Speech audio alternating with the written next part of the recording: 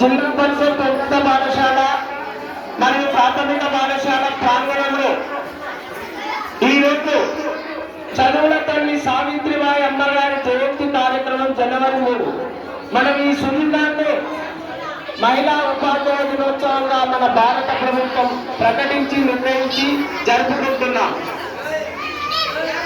సావిత్రిబాయి పూలే అంటేనే ఒక చదువుల తల్లిగా ఆధునిక భారతదేశ విద్యాభివృద్ధికి మహిళల బాలికల విద్యాభివృద్ధికి కృషి చేసిన వీర వనిత పేద వనిత అంటే ప్రేమ స్వరూపిణిగా మనం భావించవచ్చు.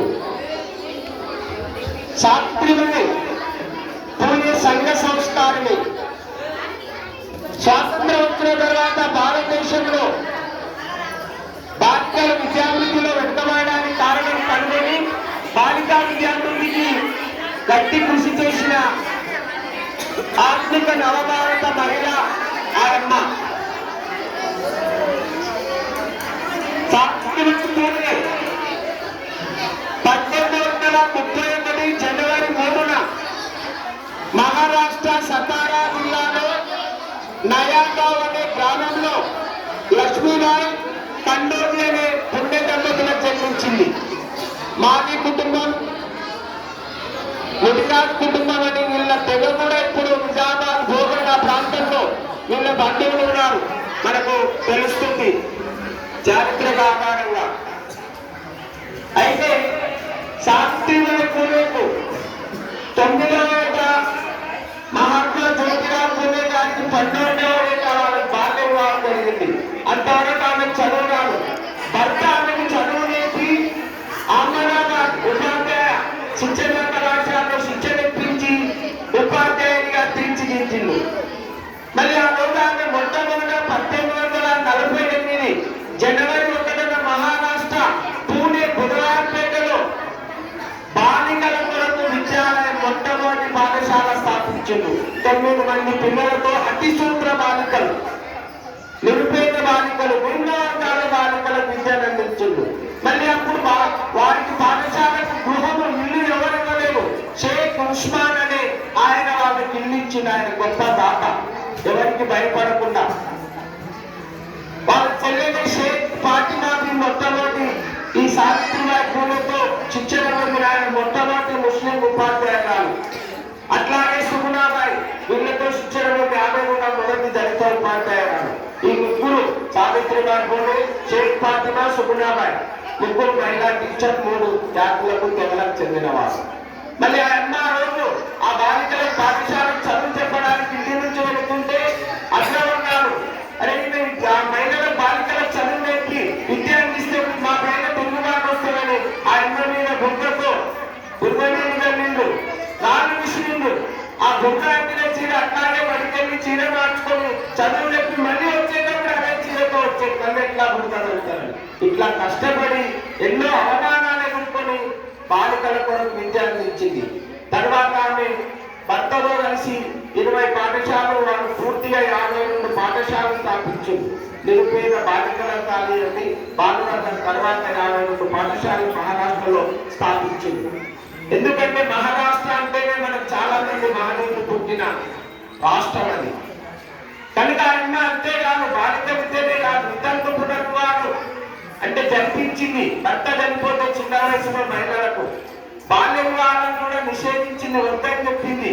తర్వాత సతీ సహజనం అనేది ఆ రోజుల్లో ఉండేది. భర్త చనిపోతే బ్రతుకున్న వారిని భర్తతో కాల్చేవాళ్ళు, అది వద్దని చెప్పింది. ఇట్లా ఎన్నో సామాజిక సంస్కరణలు చేసింది. విద్యార్థుల్లో పిల్లల గురించి ఆదరించింది. భర్త చనిపోయిన అటువంటి పిల్లలని వీళ్ళ పిల్లలు లేరు. ఒక బ్రాహ్మణ విద్యార్థులకు ఒక కుమారుడు జన్మిస్తే ఆ పిల్లలాన్ని వీళ్ళు దత్తత తీసుకున్నారు. ఆయనే యశ్వంతరావు. ఆ పిల్లలాన్ని అమ్మ MBBS డాక్టర్ విద్యను చదివించింది.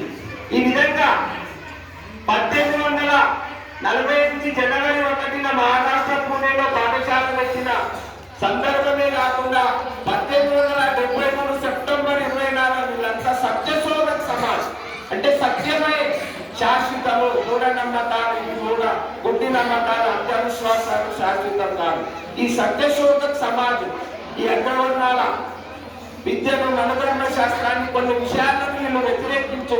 బ్రాహ్మణుల అగ్రాధిపత్యాన్ని వేదాలను ఇవన్నీ సరే కనుక దీనివల్ల ప్రజలు అజ్ఞానులు అవుతున్నారని విద్య ద్వారా సామాజిక విజ్ఞాన అభివృద్ధి శాస్త్రీయతకు వీళ్ళు పురోగాభివృద్ధిలో నడిచింది శాస్త్రీయ విజ్ఞానానికి కనుక ఆ విధంగా వాళ్ళు కృషి చేసిండ్రు చేస్తున్న సందర్భంలో మహారాష్ట్రలో ఒకసారి ప్లేగు వ్యాధి ప్రబలింది ప్లేగు అంటే కలరా వ్యాధి లాంటిది ఒక బ్యాక్టీరియా ద్వారా ఎలుకలు వస్తున్నా ఆ వ్యాధిలో గ్రామాలన్నీ నిర్మానుష్యమైన మహారాష్ట్ర పుణె ఈ అమ్మ ప్లేగు వ్యాధి సోకిన వాళ్ళకు సేవలు పసిపిల్లలకు సేవ చేసింది తన కుమారుడు డాక్టర్ దత్త కుమారుడు ఆ ప్లేగు వ్యాధి ఆ పిల్లలకు మార్పు జాతి అని మహారాష్ట్రలో దళిత జాతి ఆ జాతి పిల్లలకు సేవ చేస్తున్న సందర్భంలో ఆ వ్యాధి ఈమెకు సోకి ఆమె 1895 మార్చి 15న మరణిస్తుంది ప్లేగు వ్యాధి కూడా అంటే పసిపిల్లలకు సేవ చేస్తూ కనుక ఆ విధంగా వ్యాధి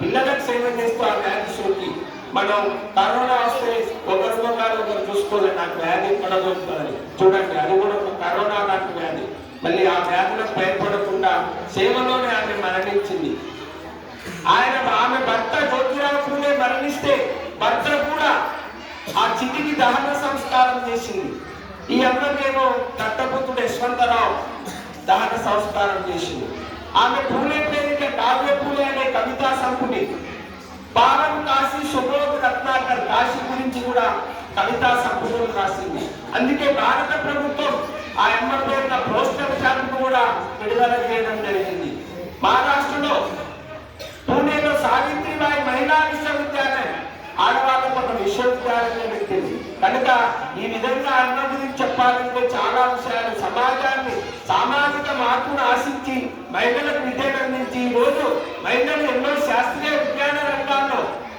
పురోగతిలో ఉన్నారంటే ఆ అమ్మ ఆ రోజు విద్యకు పునాదులు వేసిందని తెలియజేస్తూ ఇప్పుడు కూడా మీరు బాలికలు ఎక్కువ మన శోభ చెప్పినట్టు బాలిక విద్యకు ఎక్కువ అమ్మాయిలు చదువుకుంటున్నారు మీరు కూడా ఇప్పుడు అన్ని రంగాల్లో శాస్త్రీయ రంగాల్లో విద్యా రంగంలో గొప్ప గొప్ప పదవులు అలంకరిస్తున్నారు కనుక ఇదే అభివృద్ధి సాగింపులో సావిత్రిబాయి పూలే గారిని పూర్తిగా తీసుకొని బాలికలు మహిళలు ఇంకా ఎదగాలని ఆశిస్తూ ఈ రోజు ఆ అమ్మ జయంతి సందర్భంగా నివాళులు అర్పిస్తూ ముగిస్తున్నాను.